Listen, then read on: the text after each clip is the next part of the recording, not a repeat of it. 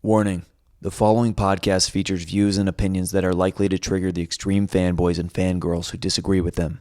Listener discretion is advised.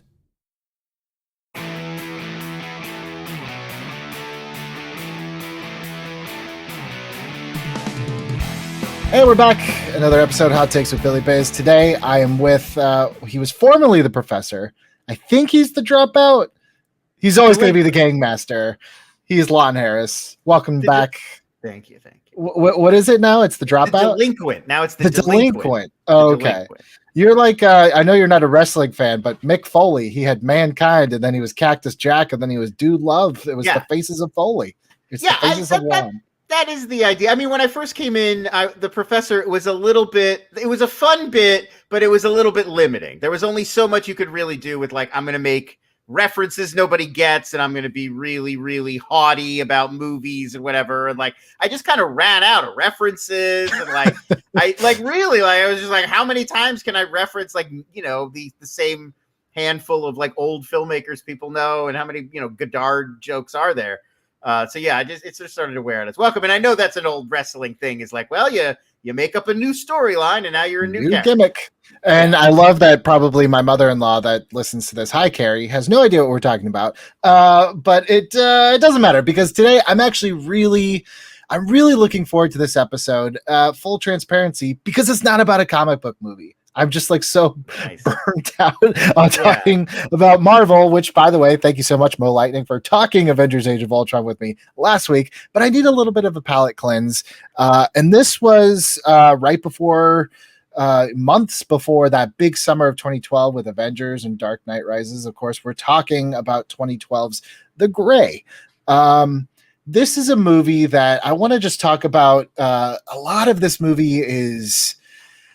You know, Avengers Age of Ultron, we talked about how I kind of feel like that movie was set up to fail unintentionally, I think, by Marvel. If you tell people 4 months before your sequel comes out that an even better sequel is coming, obviously takes a little bit of the wind out of the sails of Age of Ultron. With The Gray, this was a movie that I remember being heavily advertised around the Super Bowl. You know, this movie came out in January, and there's a trailer that everyone was talking about.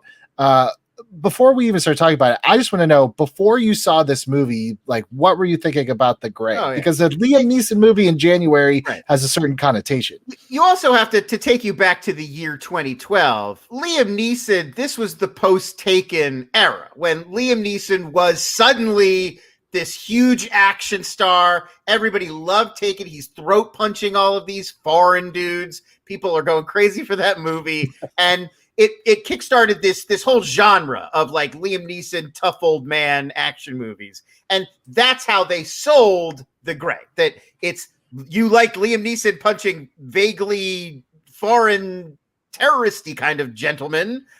Now he's gonna punch wolves, and, like, that was how they sold this. And it's not that at all. And I do think that most people got put off. I got put off the first time I saw it, because you're expecting one kind of movie and you get another. Yeah, there's a handful of movies where I feel like the culture has boiled them down to kind of like one-line jokes. Like Shape of Water is the fish sex movie. Like, that's just what it is. And I feel like The Gray is now like, oh, the one where he didn't fight the wolves. That's all. You know, like, there's no discussion around the film itself. It's just this, like, lack of this disappointment and the lack of what they thought was going to be it. So I want to ask you, okay, clearly you saw the marketing, and then you went to, did you go see this when it first opened? Yes, what were your thoughts? I saw this in the theaters, and it was a very different movie than what I'd expected. I almost feel like by the end of the first time watching it, I had, like, already resolved my disappointment that we didn't get Wolf Punch the movie, and I was, like, pretty open, because I like an adventure movie. I like a survival movie. So I felt like once I got what Joe Carnahan was sort of dishing out, I was more on board. And I also knew I was already a fan of Narc, Joe Carnahan's sort of big breakthrough movie, with Ray Liotta, Jason Patrick. If you guys haven't seen that, it's a great, like, cop thriller, like, dirty cop movie. So I already knew that this isn't going to just be over the top, like, cartoonish. Like, I knew Joe Carnahan was doing more of, like, a survival thriller thing than just straight up action. So I wasn't as fooled as maybe a lot of other people who really thought this was going to be just like a Fast and Furious with the guy punching wolves kind of movie. But yeah, it definitely threw me, and I thought I was going to get something that was much more action oriented, and it takes a while when you're watching it to kind of get where this movie's head is at and what it's sort of about. But I do think I got there. So I saw this movie about 2 months after it came out. I think I saw it at a second run theater. I never saw this trailer. I never saw a commercial. I'd only seen the poster, which is just a close-up of Liam Neeson's face. Mm-hmm. I had no idea what it was about. I thought it was a period piece just based on how close his face is. Kind of like, what was the one with Leo, Revenant? Right. Yes. Yeah. And it is in some ways similar to that. Right. You know. Like, yeah. Obviously, that movie hadn't come out yet, but I thought it was a period piece. I saw this. I was going through a breakup, and I just needed something to distract me at the time. My brother-in-law was like, "Hey, there's this movie. Let's just go see it." I was like, oh, "Fine, whatever." I went and I saw it. I think he walked out a little disappointed. And I remember I was like, no, that was really good. And I waited for him to walk away, and I got in my car, and I think I just like sobbed for like 10 minutes. Like, it's just like, there's sometimes a movie will speak to you at a moment. And I think I was just in this vulnerable moment. It wasn't just like I'm going through a breakup, but it's also, like I'm in my mid-20s and I'm starting to think about things other than just living paycheck to paycheck. You're starting to think about life on these bigger terms. And then here comes this movie that I thought was going to just be, I don't know, like Alive or, something like that, Yeah. And it turns out to be this like essay, this very existential, thought exercise about death and when to fight for life and when to give in to life. And I wasn't emotionally ready. And I think that's why this movie, it stayed with me for like at least 3 or 4 days. I was like, I was not ready for that.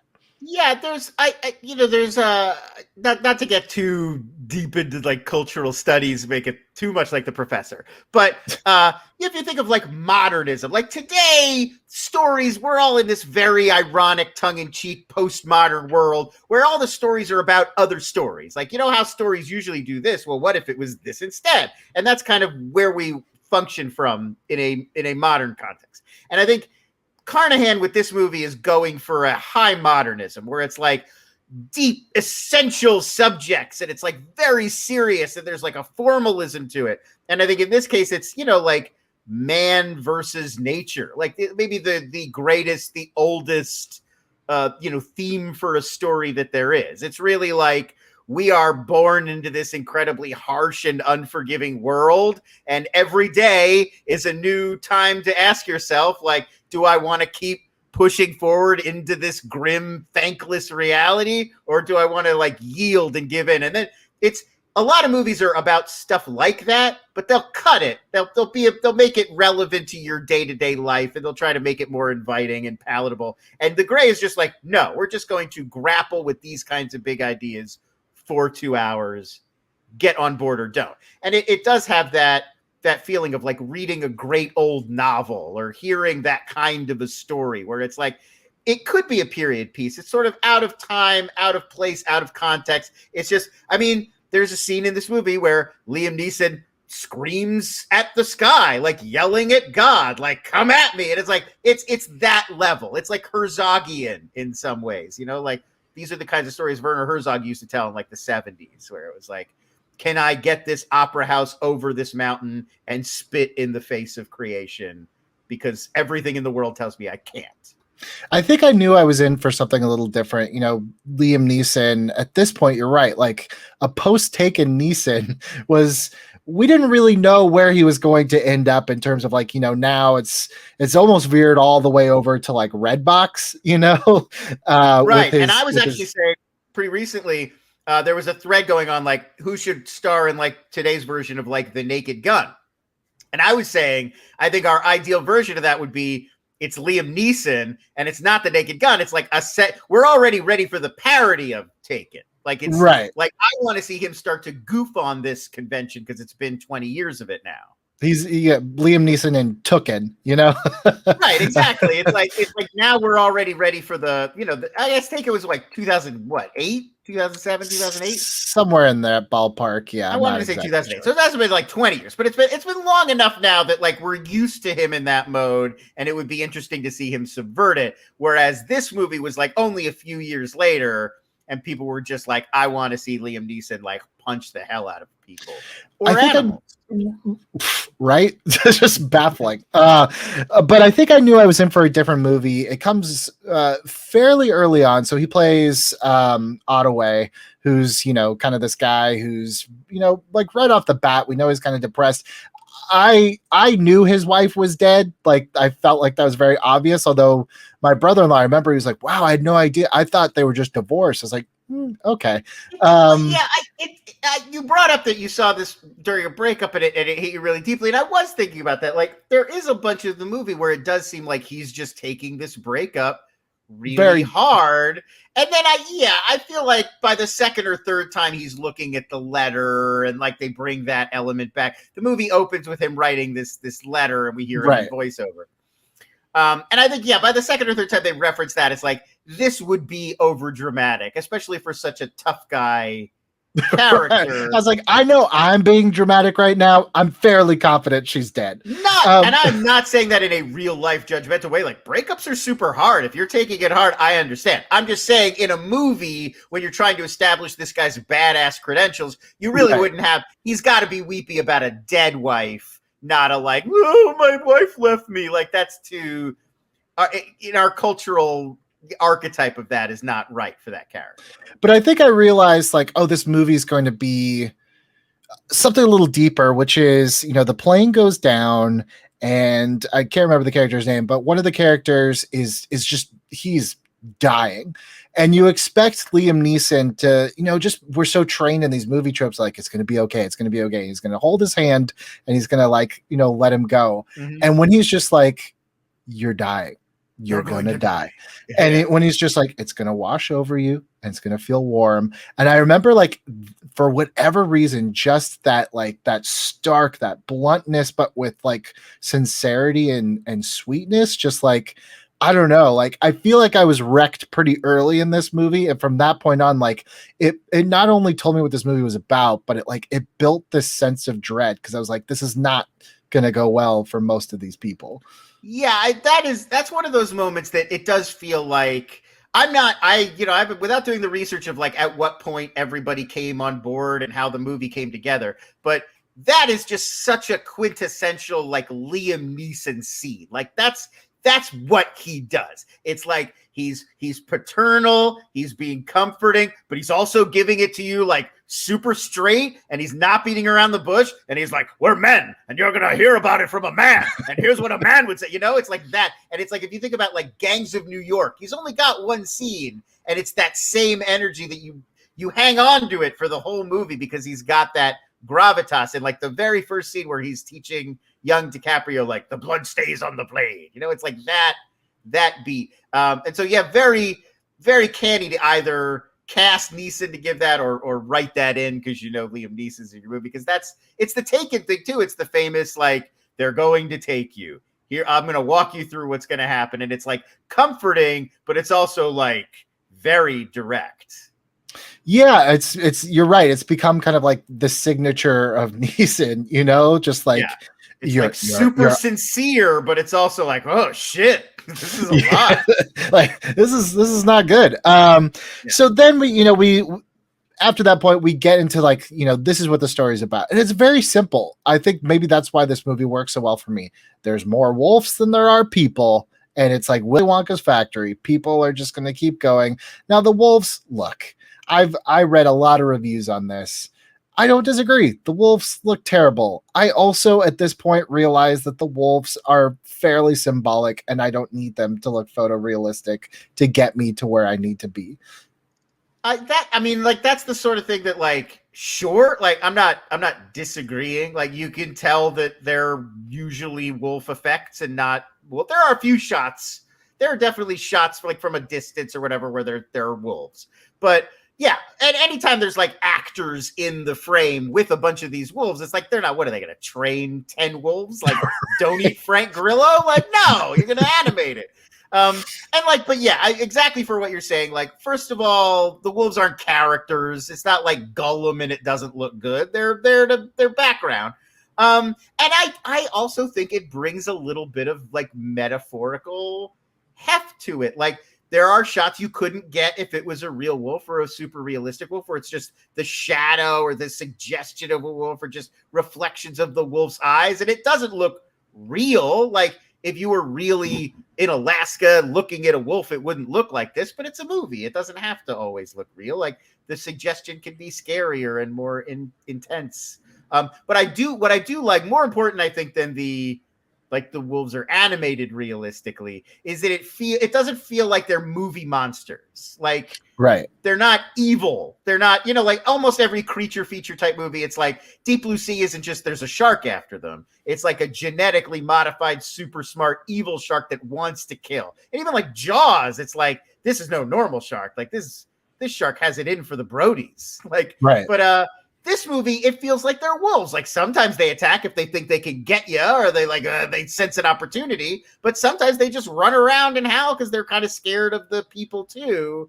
And I really appreciate that. It never veers into feeling like a horror movie or a monster movie where they're being stalked. It always feels like, shit, our plane crashed in a place where there's a lot of these fucking wolves.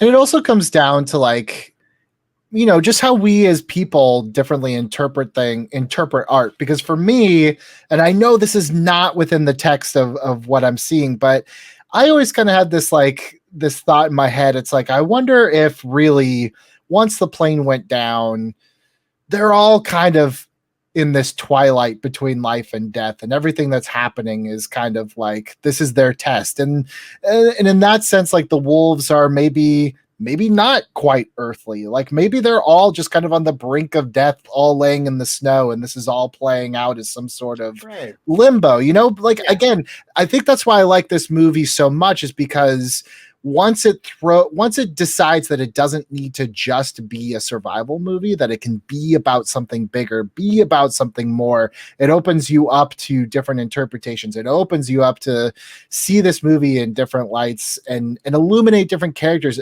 That's the other thing about this movie that I love, is that the first couple of people, I will admit, are a little bit cannon fodder for these wolves, but for the most part, every character has their own characteristics. They're fleshed out characters. Even Frank Grillo, who's supposed to be like the antagonistic one, by the end, it's like you kind of see the full scope of who that character is. Yeah, for real. I think it's interesting because we keep coming back to sort of these ideas, but yeah, like a great sort of modernist novel, like a Moby Dick or something, you can read this whole movie. It's archetypal enough that you could read the whole thing as a pure metaphor. Like, maybe none of it's happening, and this is just the dying thoughts in Liam Neeson's head about what might happen if he had survived the crash landing. It totally works on that level, or as like a Jack London adventure story, like, we're trapped in the wilderness and we got to try to get out. And I think that's the greatness of it, is that Carnahan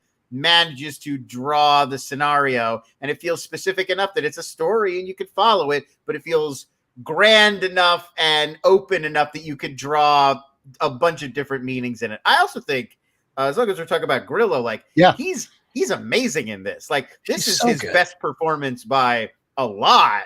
And he's not like, I mean, I've seen him in other stuff I like, but I'm rarely coming out of a movie like, who was great in that was Frank Grillo. But this one, every time I see it anew, I'm like, he kills it. Like, it's not easy to hold your own with Liam Neeson.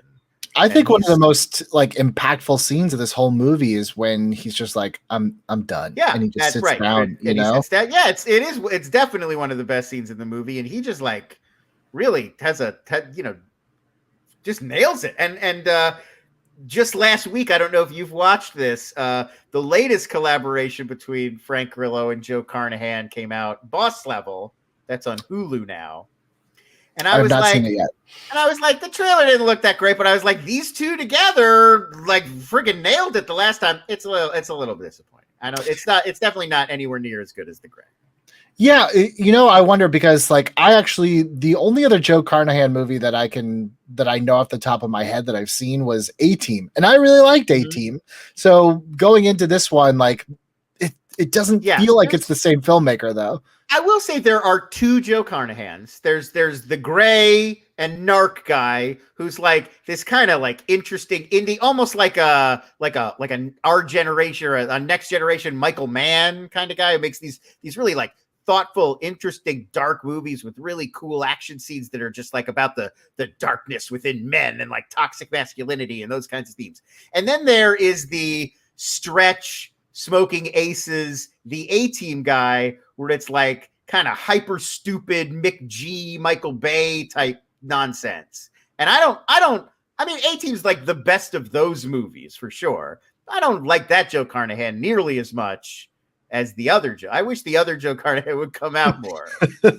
Well, I mean, I wonder if like coming off of something like the A-Team into this, which was marketed as Liam Neeson fights a bunch of wolves hand to fang. I wonder if that kind of, the dual personality of Joe Carnahan's filmography ended up kind of hurting this movie unintentionally. Yeah, no, I think that's probably true. And I think it's probably also just easier to get the other kinds of stuff made. Like this has got to be a pretty tough sell because it's a very serious movie. Like it's great, but it's not the easiest sell because it's thoughtful and as opposed to being about punching wolves. You got to make it look like right. I mean, also too, like it kind of, when I think of like my favorite survival movies, like I really love like I said, Alive. I think it maybe doesn't age quite as well as when I saw it, as a kid, but like I really loved Everest too, but those are based on real true stories and kind of the hook is kind of the biopic essence of it. Whereas this, you're right. It is more of like a Call of the Wild type of situation where it's like, yeah, probably, to be honest with you, I went back and I watched the trailer now, like a couple days ago before this, and I'd never seen it before. It's like,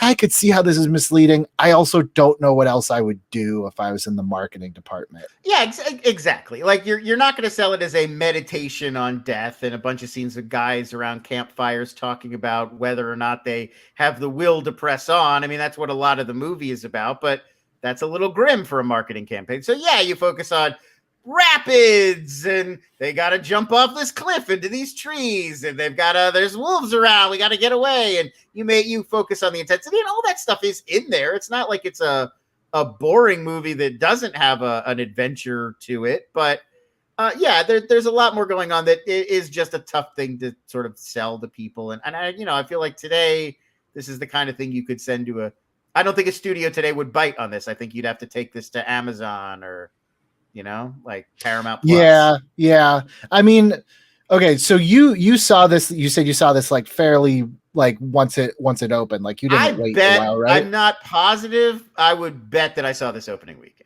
So, but suffice to say, there was a captive audience there when you saw it. It wasn't like I saw it in the theater early on in its run. I knew I wanted to see the new because I think I saw it. Liam like, Neeson. Maybe two other like senior citizens in the back row. Oh yeah, I mean I don't think it was a pack. It wasn't like a packed right, but there were people there. Yeah, I just want to ask, like, when he's running towards the wolf at the end and it cuts to black. I remember when I saw No Country for Old Men, someone literally was like, that's it. Was there any sort of like reaction in your theater to the ending of The Gray? You could tell people were let down because they thought that the movie was leading up to this. The movie and I get why he does this. This is not a criticism. I understand this, but he does do a thing during the movie where he kind of creates this expectation that there's going to be payoff of the idea of the wolf's den and the alpha. There's one scene where you hear in the distance wolves fighting, and then Neeson informs the other guys because he's the wolf expert that, that was somebody challenged the alpha and then they had to fight and the alpha took care of the other one. And it's both one reinforcing the idea that these are friggin' scary wild animals and they're unpredictable and who knows what they're going to do. And it's also comparing the wolves to the humans we're following who are also having fights about which one of them is in charge and how come we have to follow you? And I don't want to do that. I want to do this. And there's alpha and omega relationships happening there as well. But I think that what it's maybe accidentally or what it also does is create an expectation narratively that, oh shit, Neeson's gonna in an action movie, we know what that means. It's like he's gonna find the den and he's gonna take out the alpha and he's king of the wolves now or whatever. You know, it's like Starship Troopers when they tell you about, is there a brain bug on this planet? It's like, well, that story now has to end with them finding the brain bug. That's how screenwriting works. So I think that, intentional or not, the movie does kind of set you up to be like, when he has that moment of realization that he's face to face with the alpha, he's in the den. In a lot of movies, that would be your climax, and in this movie, it's not about that. It's about the moment before and him deciding that he's going to fight for his life, even though mere days before he was suicidal. That's what it's about. I just think, you know, every time I think about, like, what if Joe Carnahan had gone ahead and shot this fight scene, like, I feel like that would have lost me, honestly, because I think like there's no way to do it. There's no way to do it. I just don't think the payoff would have been what people expected, you know? Think about it. What happens? Liam Neeson wins, which is ridiculous. Like, Liam Neeson's gonna beat up all these wolves in their den and survive. He's half dead already when he even gets there. There's no way. But then if you have him die, you lose that big dramatic beat. The movie just ends with, well, he didn't make it. The only way to end it on a rousing note that's also not ludicrous is to leave it at the moment that he digs deep and finds his last bit of strength to take the fight to the wolf and die on his own terms. And there's no way to film that and not have it just seem like a wolf eating a man. And now I mean, I didn't know this until the Blu-ray came out months later. I didn't know that there's, you know, that little after credits kind of sting. I hate it. I absolutely hate it. I don't stick around for it because I feel like that's like, I know it's ambiguous, but whatever, but it's just like the image of him running towards camera. Like, it doesn't matter about the fight. It matters that I'm choosing to fight for life. Like, that's enough for me emotionally. I don't know. What are your thoughts on that end credit kind of? I also think I feel like that's, this is a thing that I think like Marvel movies and comic book movies have trained us to read closing credits as like clues or like vital extra information that change your understanding of the movie. And I think that's a little bit more of just like a little taste of the thematically. And maybe that is the metaphor of like, that's him leaving this plane of existence or whatever. I definitely don't read that as he won, he got away, you know, like I don't think it's meant to be that. I guess that's a possible interpretation. It's really hard to tell, even just the way that it's shot, like exactly who's breathing up and down or what's happening with it. I don't know. Yeah, I don't know. It you know, it could be like one of the 4 producers was like, put a little shot of there running away at the end so it's not so bleak. And he was like, I was going to say, I actually don't know much about the making of this movie. I don't know if a fight was actually shot and they were like, nah, let's not put that in there. I don't think so. My inkling is that it was the marketing and Liam Neeson and those kinds of expectations that led people to think that was coming. I don't think the movie is really setting you up for that. And I think that would have been a really silly thing to try to shoot. I think that he would have known, like, there's no way to pull that off, even mostly off screen. And it's just not that kind of movie. Like, it's a movie about, you know, like smaller, more, you know, images and nuance. It's not a punch a wolf in the face kind of movie.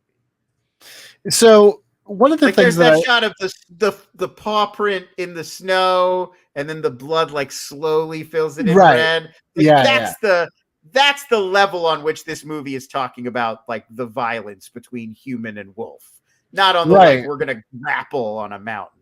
Even when I'm terrible with the characters' names. I think it's Talget, something like that.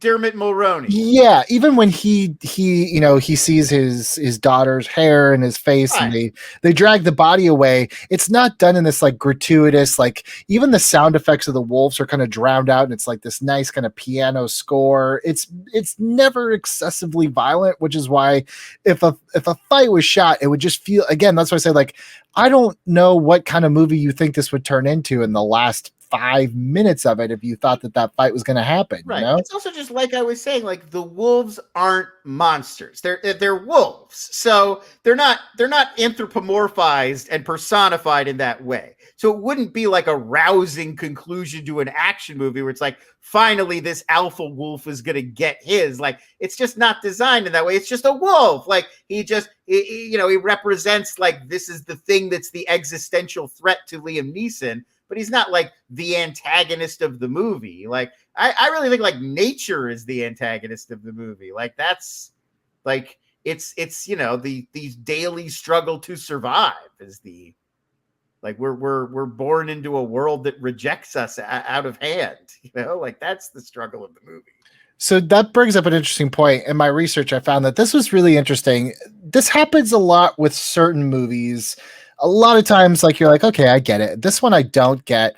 Part of this was, part of the promotion for this movie was they targeted like Christian groups and churches to kind of like and gave like a spiritual kind of companion to this. Where I watched this movie, and to me at least, there's an absence of like this is like an atheist's kind of manifesto. This is, I'm crying out to God and realizing that there's, live or die. It doesn't make an effect for this character. I don't know. This just seems like a weird, like I'm not seeing the Christian connection to this movie. I mean, I get what you're saying. I also think you're even taking it one level deeper. I think the thought was a movie that grapples with these issues, no matter which side it comes down on, is a movie that's going to be interested in people who think about things like life and faith and the meaning of life and God all the time. I'm not sure if I agree that it's a totally like he does have that moment where he calls out to God for help. God does not help. And he's like, well, I'll do it myself. And I guess you could read that as like, okay, well, the purely existential, like God is dead. We only have ourselves to hold on to and whatever. But I don't know. I think there is also the like, well, God helps those who help themselves. And that is how God appears to him in that moment. It's not by miraculously making the storm go away or by miraculously plunking him out of the world and setting him back down in Anchorage. Like God in that moment intervenes by giving him the inner courage and resolve to press on. And I feel like certainly if I were a Christian, that would be my take on that. But I guess and I would argue you're taking it a step further, because a lot of times like these church or these movies where the churches kind of get involved in terms of like taking the bus fulls of people, like, well, right, yeah. They're pretty on the nose, sure. It's like Passion of the Christ, where it's like, look, Jesus is in this movie, go see it. Or like Cameron, I get that, but at the same time, like I don't disagree with you there. It's an odd choice for a church, but where I do maybe disagree is like I don't know if my reading on it is strictly atheist. I think it's grappling. Sure. It's asking those kinds of questions, but I don't think it's necessarily coming down on the side of like we are all alone in the universe. Right. I'm not even saying that's where I'm coming from. I just kind of I thought it was weird because maybe that's the way I interpreted the movie. Was I saw a more of an atheism type of skew to it, but that could just be my lens on it. I also think you could read, like I read a lot of that as like metaphorical, like, well, this is what you'd see in the moment before you die, but you could read some of that stuff as afterlife as well. Like, sure, right. Herman Mulroney, we see physically he's being taken away by wolves, but maybe his daughter is there to take his hand and lead him somewhere better, like. Well, I love that because the movie's it's ambiguous on that point. Yeah, it cross cuts kind of between what he's experiencing versus the stark reality of them taking away. Like that's the kind of powerful stuff in this movie that I really do like. And I think there's part of it is you can read it as it's metaphorical, like we're just seeing what he's seeing through his eyes, or you could read it as directly like, well, he went to heaven. Right. I mean, I guess that depends on like what makes you feel better based on your beliefs, how you, like if you believe that people go to heaven after they die, then that's what you think happens in the few moments, your last few moments. You're you're preparing your soul to ascend. I also think it's kind of interesting, when we think about Liam Neeson in this. I was just remembering, like, I don't think it was that long before this movie came out that his wife had passed away. So I feel like, I wonder how much of that was added to his performance of just like, this is a man actually going through the grief of losing his wife. Yeah, I mean, I feel like he has talked about this before and how it like obviously informs everything. And he's also talked so much about he acts so much and he works so much so he doesn't have to like sit and process and just think about everything he's sort of been through. Yeah, I think for sure. We know it affects us too watching it. Like when you watch Liam Neeson play somebody who's going through grief or who's struggling with these kinds of issues, like we, the viewer, know that this is something personal for him. And so it hits us on that resonant level as well. Yeah. So look, you are formerly the professor. I don't know. But still once in future, always. I would assume more than most people that you kind of have a good handle. A lot of great films in like the survival genre. Like, where would you even put this necessarily? Like, this is one of the ones that if Blockbuster was still around, it's like, oh, there's like 4 different categories I could put this movie in. Yeah, no, I think this is. I mean, I think it's like a survival adventure movie, but with like a dramatic sort of core. But yeah, I think that's the genre I would sort of roughly put it in. There is a great one. I know you didn't ask me for recommendations. No, I actually did. I said, where would you put this? Around. Yeah, there's a fairly recent one, and I'm friendly with the director, but I promise I would be recommending it anyway. 2018, it's called Arctic. It's with Mads Mikkelsen. The guy who directed it, Joe Penna, used to be Mystery Guitar Man on YouTube. So if you remember his videos from back in the day, he is now a film director. He made this very good film with Mads Mikkelsen that did not get a lot of attention, and it's got a kind of similar premise. His airplane crashes in the Arctic. He's stranded, and he's got to decide. He kind of gets this little makeshift camp together, and he's got to decide: do I stay here in the relative security of my camp, or do I like make the trek to try to get saved but risk dying from exposure? Really, really well done. There was another survival one that I watched that sounded similar to The Gray, but it turned out to be like, oh, this is kind of what I wonder if people thought.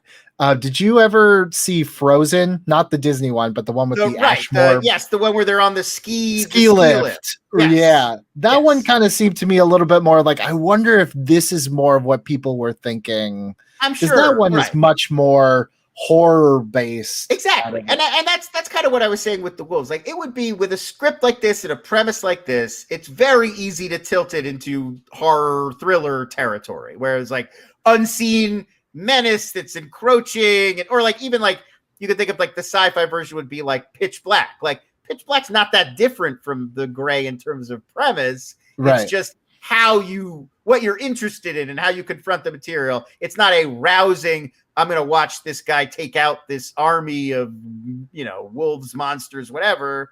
This one is much more sort of inwardly focused and like, how does this experience compare to what everybody experiences, just the state of being human, Yeah, I wonder, like, I talked to a couple people that really disliked this movie. I was like, okay, well, now that you know what it is, and it's been 8, 10, whatever, how many years it's been, like, have you thought about giving another shot? They're like, nah, I already know what it is. But it's just like, I feel bad for people that went in. I think this is something that we do now. I think we saw it with WandaVision to a certain extent, where it's just like we've decided in our minds what something is before we let it unfold, and then we judge it based on what our head has come up with. And it just like it makes me sad in a weird way. Not that it really matters to me if someone likes this movie or not, but I feel like, when people say like, oh, this is this recent thing where fan theories have ruined, I'm just like, no, I think deep down we've always kind of, to a certain extent, done this. Yes, you're definitely right. It's not recent. Fan theories is what we sort of call it now. And like that kind of thinking about it in that way is new. But the thing that's always been here is, people get hyped up and then they build up in their mind what they think a movie is going to be. And then if it's not that movie, they're disappointed, even if it's something they like equally. In fact, the only time there was a period before that was when we just didn't know what movies were coming out. Like there was, it's hard to even imagine now, but until like the late 90s, even if you were a big movie fan, like in high school, I used to like read Premiere and Entertainment Weekly and keep up, but there would still be tons of movies coming out that I would see a trailer for it. I'm like, I'd never heard of that, but that looks good. And then even the generation before, or the era before that, I would learn about movies, and I was like a big movie fan. You'd see a poster when you went to the theater. I was just talking about this the other day. I did not know there was going to be a Ghostbusters 2 until I went to a movie theater, and there was just a poster with the ghost from the Ghostbusters logo doing the Peace 2 sign. And I was like, that's how I learned there was going to be, like, today I'd know years in advance. Like I would know like the day after, I guess, Kristen Wiig found out there was going to be a Ghostbusters 2. I would already know. And so that really limited, you couldn't get too hyped because you didn't know they were happening. But yeah, it's sort of always been with us, this idea of here's what I'm going in expecting, and then if the movie breaks my expectation, it's bad, even if it's better than what I was expecting, or it's just different from what I was expecting. In the modern era of my adult life, I think I've only gone to the theater twice with no idea what I was going to see when I got there. The other being Everybody Wants Some, which I loved, which also is a terrible trailer. And The Gray. I also didn't do a good job of selling that one, but I don't know how. I don't know how you do it. Yeah, but you know, I don't know if it's a coincidence that these two movies that I walked into cold, like, I guess I have a couple hours, I don't know what this is. I don't know if it's a coincidence that both of them now are like very high on my list of just like movies that really got to me, you know? I think, I mean, to me, it's kind of part of this larger thing. Like there's just different ways to think about movies. And I think this is kind of what Scorsese was talking about when he was calling them, like he was talking about movies as content. And I feel like people kind of miss the point isn't just like movies good, content bad, or whatever. Like everything always gets oversimplified. It's the idea that, you know, like movies, every movie in a weird way, it's its own thing. Like there's genres and there's traditions and there's, you know, different styles and whatever, but it's really hard. We have this thing now where like the idea that you could algorithmically break down, like, here's what everything is to its constituent parts. Like Fast and Furious is action and heist and espionage and comedy plus family and beer. That's the movie, you know? And it's just like, no, there's like every movie has like a million little things and nuances and facets that makes it its own thing, and you can't fully summarize it.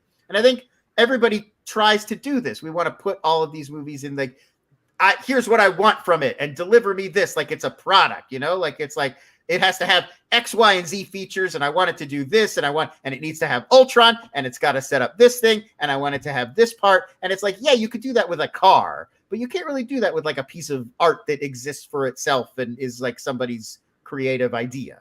And right. So I think we keep trying to do that anyway. And like fans really seem to like want that on some level. They want it to be like, I can hear the premise, or I can hear what it's adapting, and I can be like, oh, okay, Blue Beetle. I know that property. I want it to have this thing from the comic I like, and this thing from the comic I like, and this thing. And it's like a la carte shopping. And it's just like, no, you can't. Like, I'm sorry. I know that's what you'd ideally want, but that's not how art works. You just can't have it that way. Yeah, and I think, look, I love Marvel movies. I love Star Wars movies. I love all those. But I don't mean this as a knock on them, but like I really was just looking forward to talking about something different this week. Talking about this movie in particular was because, again, I don't mean this as a knock at all, but like the way that this movie made me feel is just not possible. A lot of what you said, it's just not possible with the Marvel movie. It's not possible with part 12 of 25 of a series. It's not possible with a lot of these movies. Whereas like, I think they don't have the freedom that like a movie like this, where it's just like, this is what I want to talk about today. I want to talk about death and when you fight to stay alive and when you give into it and how that all works. Like that's not going to be Captain America 4, you know? Yeah. There's something about like, there's surprise and then there's twists, and like not every movie has a twist, But like every story on some level has an element of the unknown, of surprise. Like you don't necessarily know where everything's going or how it's going to work out. And the moments when you make the realization of where something's going or why something's happening or how a story is progressing along a certain line, like those can be some of the best and most exciting moments in watching movies. When you have those light switches flipping. Like a great example I could recall pretty recently that I felt was Phantom Thread, where you're a full, I would say, third. I don't know. Have you seen Phantom Thread? Love Phantom Thread. You're you're maybe more than a third through that movie before he really settles into like, here's what the movie's about. Like it's gonna be about this weird back and forth relationship that these two have, and like what's sort of said and unsaid between them and how they keep the relationship going. But you don't know that at first. It's just like he's this designer and he's dating this woman and he's got a sister and it's just all, and that's what makes that movie so exciting on some level. It's not an exciting story in terms of like not a ton of shit really happens, but it's exciting because you genuinely don't know what it's going to throw at you, and the moments of realization when you start to understand who these characters are and why their lives are progressing in this way is what makes it a fulfilling experience. And I think that we sometimes cheat and I say we because I'm just as guilty of this, but we sometimes cheat ourselves out of this today because we're so relentless with not only reading about what is going to be in the movie, but guessing and talking to other people and coming up with the movies in our own heads before they come out. And like, this is just how we appreciate movies now. And it's nobody's fault. I'm not saying we're doing a bad thing, but I think it does on some level rob us of that level of surprise. We're never going to feel that level of surprise watching Venom. And I mean, of course, it's because Venom was not written with those kinds of surprises baked in. But we're not, because before we saw Venom, we'd already probably worked out all 8 ways Venom could proceed before we even saw it, because there's only so many Venom movies you can make. Totally. And I think even rewatching this movie this week, it was such a joy because like I hadn't seen it in so long, and there were a lot of parts that I did forget, and it was just like, I don't know, it put me back in that headspace again. It made me ask some bigger questions, especially now this movie does hit differently now that I'm a father, and you know, a lot of these, you know, these deaths and stuff revolve around these men, and like, you know, how their daughter is kind of like this last image of like, you know, walking them through. And I was just like, you know, look, I'm a blubbering mess now with a lot of things that involve fathers and daughters because I have one. So it's definitely just like, I don't know, this movie still hits, and it hits in a different way now than it did back then, and it really hit in a way then. So like I find that the sign of to me a great movie is one that sticks with me but also evolves with me. It's also the filmmaking. We haven't talked a lot about like it's really beautifully realized and edited. Like Narc is another movie that's just so like the editing is just so smart and it's so tight and you really get that visceral. Like there's that scene where they're on the edge of a cliff and there's wolves chasing them, and the only sort of way forward seems to be a kind of leap into these trees that are pretty far away. Like it's probably survivable, but there's like a 15% chance that you're just going to bust your ass and die. And you know, like I could describe that to you, and you could sit there and think about like, oh boy, if I had the choice between I could maybe survive if I jump off this cliff, but then I have to force myself to actually do it. And Carnahan's so good about putting you in that moment where you're up there on that hill with Dermot Mulroney looking down, like I couldn't do this. And like, I don't think there's a way to watch that scene and not think about that in your head. Like, what if I was on the side of this cliff? Could I do this to survive? And my conclusion is like, oh, definitely not. But I could see that other people might grapple with it. Oh yeah, I'm firmly in the camp of like, no way. Yeah, I don't think I would have even made it that far into the movie if I was in that scenario. If I was in this scenario, I would be dead on the plane. There would be wolves eating me right away. But I do have to say though, like one of my favorite visuals of the whole movie is, you know, right before I think the plane crashes, is he's kind of daydreaming or dreaming about his wife, and then just like when she gets pulled out of it into the snow, I just think is like such a great kind of like snap out of it like moment. A perfect visual metaphor for that experience of being like jolted awake suddenly, and it's just it's really firing on all cylinders, this movie. Yeah, it's so great. I wish people would give it a second chance if you didn't like it. And if you're coming to it kind of fresh, again, like I said, my mother-in-law, Carrie, she's like, well, I'm going to watch it, in preparation to listen to this. Like, I don't know what she got out of it at this point, but I really do hope that it's not disappointment that he doesn't punch a wolf, which honestly, we talked about this in the Pacific Rim. Like, there just seems to be certain things that people just decided while I was not in the room that we must see. And Liam Neeson punching an animal was just never something that I was like, oh, I feel robbed, Yeah, there's this mode that some modern movies have, that like comic book and superhero movies have given us, I guess, where it's like the normal rules of physics and the universe just don't apply. Like, this isn't a fantasy movie. Like Fast and Furious, Mission Impossible, those are like the best examples. Where it's like, this isn't a fantasy movie, it's happening in our world, but the rules of our world are like bendable for these characters. And I think that we've just gotten used to that. And so now people are like, oh, that's every movie. Like, the Meg, this happened to as well, where people were like, Jason Statham is definitely going to have a fight with a very large shark. And it's like, just think about that in your brain for 2 minutes. Like, how does that scene work? How does that look? How do you even fight a shark? Like, in a practical, I'm going to have a fight. Like, they don't have legs. Like, all of our notion of having a fight is based on like another person standing opposite you and not a fish. Like, it's not. And yet, people were like disappointed. Like, we got that comment on the Honest trailer for the Meg, but people were like disappointed that there's no part where Jason Statham squares off against this huge fish. And I think it's like partly, that's kind of Fast and Furious's fault. Like, The Rock made so many movies where he did just ridiculous, impossible things that people are like, yeah, every movie should just have ridiculous, impossible things now. Yeah, I don't need to see Hollywood action stars punching animals, especially I was just gonna say they're not monsters. They're not bad wolves. They're just wolves. Right. Like, I really don't need to see that. Exactly. There is a version of this movie that I could see you making where they crash land and they just land near like the baddest, meanest wolves in Alaska. And these wolves are just homicidal, evil. They're not even eating. They're not territorial. They just fucking hate people. And they want to rip your face off. And that movie, that would be a really satisfying conclusion.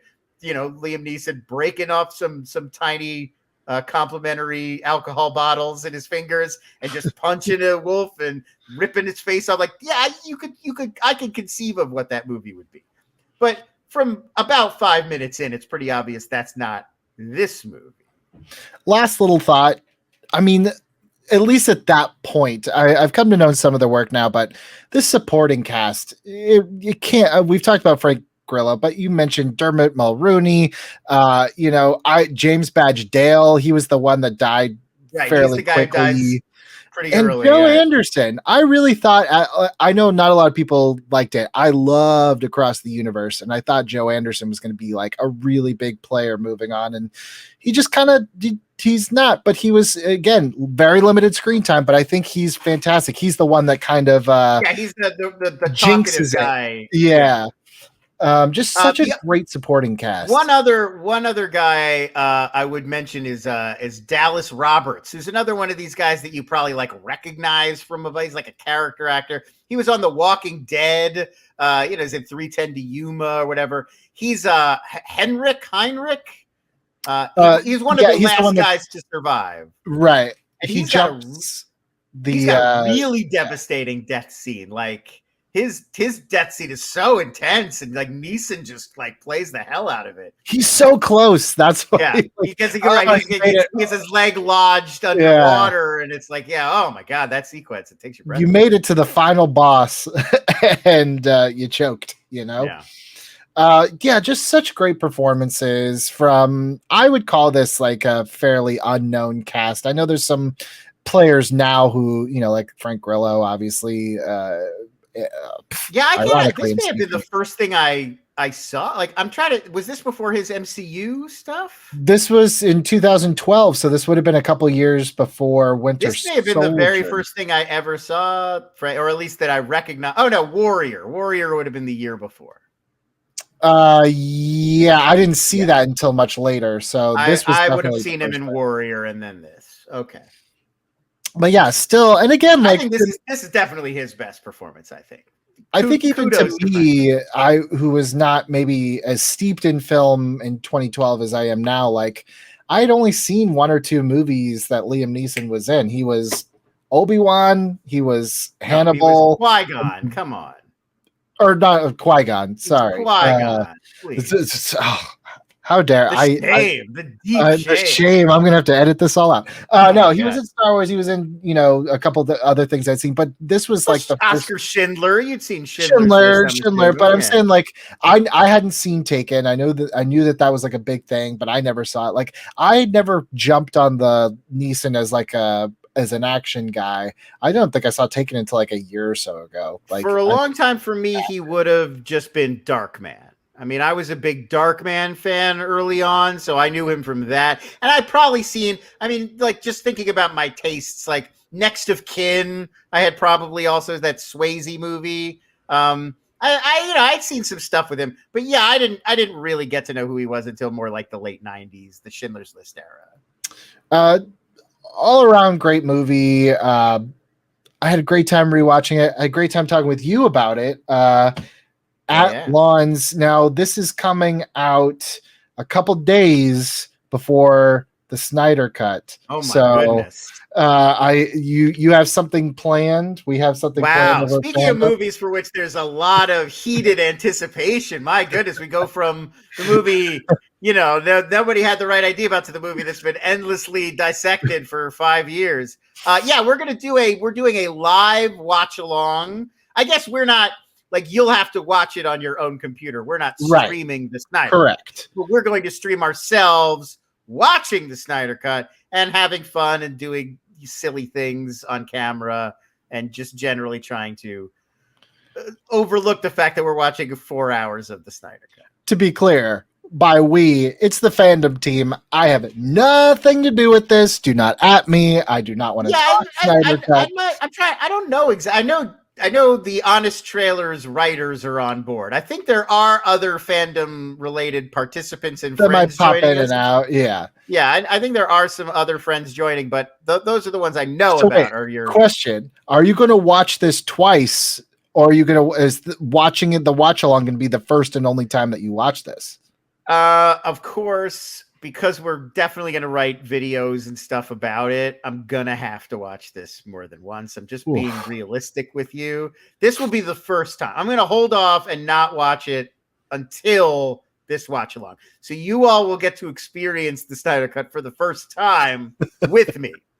Wow. But I'm almost positive that like the next day or the weekend after, I probably will have to go watch it again and actually figure out what I think about everything and come up with jokes. Well, I'm glad I got to talk to you about this film before your brain turns to oatmeal after multiple Snyder Cuts. You could watch The Gray twice and still have a little bit of time left over in one viewing of the Snyder Cut. I don't know when I'm going to get around to it. So please don't expect an episode of the Snyder Cut on Hot Takes. Spoiler. I'm sorry to break hearts. It's not coming. It's in 7 parts. So just break it up into 7 bite-sized chunks. That's doable. He already put it in 7 parts for your convenience. For my viewing pleasure. Yeah, like even Scorsese didn't do that with The Irishman. He was just like, that's a 3-hour movie. Suck it. Well, I have no desire to talk about the Snyder Cut, but I have a lot of desire to finish out the rest of the season. There are still some movies coming up, including the Star Trek Kelvin trilogy, because I like them in the order that most people don't. And we're going to talk. That's intriguing. Yeah, that is going to be one that I'm looking forward to doing. A lot of stuff coming up before we call it a day. Lon at Lawns on Twitter, TikTok. But I don't know. Not on TikTok. If you want to read me talk about streaming TV and movies every day, I do a newsletter. You can listen to the binge. We'll do it all. You can listen to the Binge Boys. That's me and Hal Rudnick talking about our favorite TV shows of the week, what we watched, making jokes. You can find that on Spotify or iTunes or wherever. I also do write a newsletter about streaming TV that's free. That comes out 5 days a week. Inside.com/streaming. That's where to sign up for that. I get it in my email every day. I read it every morning, and I pretend like I know all that stuff. And people are like, did you know this? I'm like, oh yeah, I do. That's all the big news. I reviewed Debris today, that NBC show Debris. Everything that you need to know in that newsletter. Benj Boys is great. I love you and Hal Rednick together. It's a great pair. Thank you guys so much for listening. I don't know what's going to be next week, but it'll be something. So stay tuned, and I'll see you guys next week.